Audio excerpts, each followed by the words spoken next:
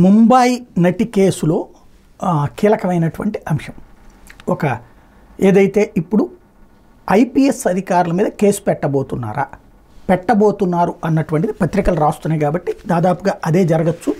ఈ ముగ్గురు అధికారుల మీదన ఎవరైతే పిఎస్ఆర్ ఆంజనేయులు, కాంతిరాణ టాటా అట్లాగే విశాల్ గున్ని ఈ ముగ్గురి మీదన కేసు నమోదు వైపుకి రంగం సిద్ధమవుతుంది అన్నటువంటి విషయం అయితే ప్రస్తుతం అర్థమవుతుంది.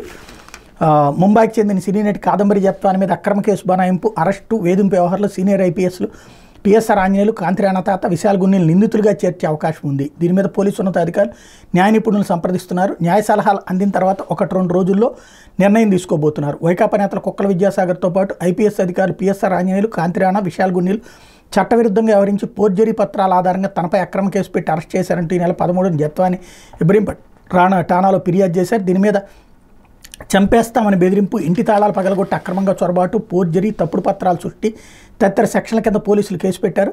ఎఫ్ఐఆర్లో వైకాపా నాయకుడు విద్యాసాగర్ను ప్రధాన నిందితుడిగా చేర్చారు. మిగతా వారిని ఇతరులు అదర్స్గా పేర్కొంటూ వారి పేర్లు ప్రస్తావించలేదు. ఇప్పటివరకు జరిపిన దర్యాప్తు విజయవాడ కమిషనరేట్ పోలీసులు చేపట్టిన విచారణ ముగ్గురు ఐపీఎస్లు చట్ట నిబంధనలకు విరుద్ధంగా వ్యవహరించినట్టు తేలింది. బాధితురాలి ఫిర్యాదుతో పాటు ప్రాథమిక విచారణలోనూ ముగ్గురు ఐపీఎస్లు ప్రమేయాన్ని నిర్ధారించి ఆధారాలు లభించడంతో వారిని నిందితులుగా చేర్చేందుకు అనుసరించాల్సిన ప్రక్రియ మొదలుపెట్టినట్టు తెలిసింది. ఇప్పటికే వీరిని సస్పెండ్ చేసిన ప్రభుత్వం నేడో రేపు వారిపై ఆర్టికల్ ఆఫ్ ఛార్జెస్ అభియోగాలను నమోదు చేయబోతోంది. అనంతరం విచారించనుంది. ఇక A1గా ఉన్న విద్యాసాగర్ కోసం పోలీసులు ప్రత్యేక బృందాలతో గాలిస్తున్నారు. అతను అరెస్ట్ చేసి విచారిస్తే కుట్ర వివరాలతో పాటు దీని వెనక ఉన్న ముఖ్య నేతలు ఎవరో స్పష్టత వస్తుందని పోలీసులు భావిస్తున్నారు.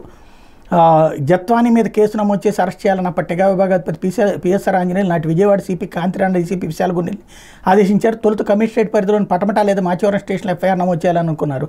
ఆ దశలో వైకాపా ముఖ్య నాయకుడితో అంటగాగి వారికి వీరవిధేయుడిగా వ్యవహరించిన విజయవాడ పశ్చిమ ఏసీపీ హనుమంతరావు ముందుకొచ్చారు.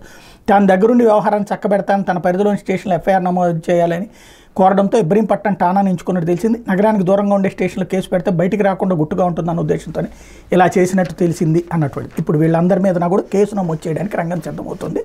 నెక్స్ట్ వీళ్ళకి అంటే ఎవరి మీదన అంటే జగన్ దగ్గరికి వెళ్ళబోతుంది కేసు.